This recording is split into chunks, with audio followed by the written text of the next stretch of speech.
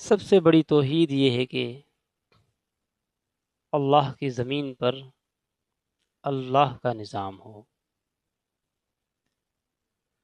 یہ بات توحید کے خلاف ہے کہ اللہ کی زمین پر کسی غیر کا نظام ہو اور وہاں پر رہنے والے بھی مسلمان ہوں۔ بھلا یہ کیسے توحید پرست ہو سکتا ہے جس کے سامنے موجود قرآن ہو اور وہ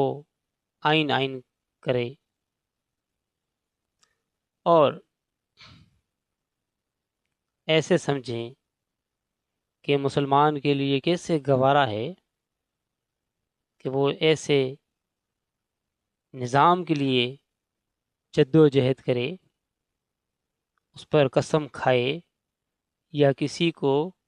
کہے کہ آپ بھی قسم کھائیں اس پر، جبکہ اس کے سامنے یہ بات واضح ہے کہ ہمارے نبی صلی اللہ علیہ وسلم نے ہمیں شریعت دی ہے، ہمیں نظام دیا، مکمل ایک کتاب دی، اس پر پورا نظام ہے، پھر اس کو چھوڑ کر وہ کسی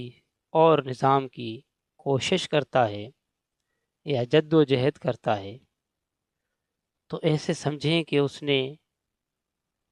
اس بات پر وہ آدمی، وہ جد و جہد کرنے والا راضی نہیں ہوا جو محمد کریم صلی اللہ علیہ وسلم لے کے آئے۔ انسان کی توحید تو یہ ہے کہ وہ اس اللہ کو جیسے اکیلا تنہا مانتا ہے، اس کا اپنی زبان میں کلمے میں اعلان کرتا ہے کہ وہ اکیلا ہے، اس کا کوئی شریک نہیں، تو پھر اس کی حاکمیت میں کون شریک ہے؟ ذرا غور سے سوچیں آپ، اس کی حاکمیت میں کس کو جرأت ہے کہ وہ شریک ہو جائے، جبکہ اس کے پاس عدل انصاف کے لیے اس کے پاس موجود کتاب ہے جس کا نام قرآن مجید ہے، اور اس کا یقین بھی ہو اس کتاب کے اوپر کہ اس میں کوئی شک نہیں ہے، لا ریب فی ھدی للمتقین۔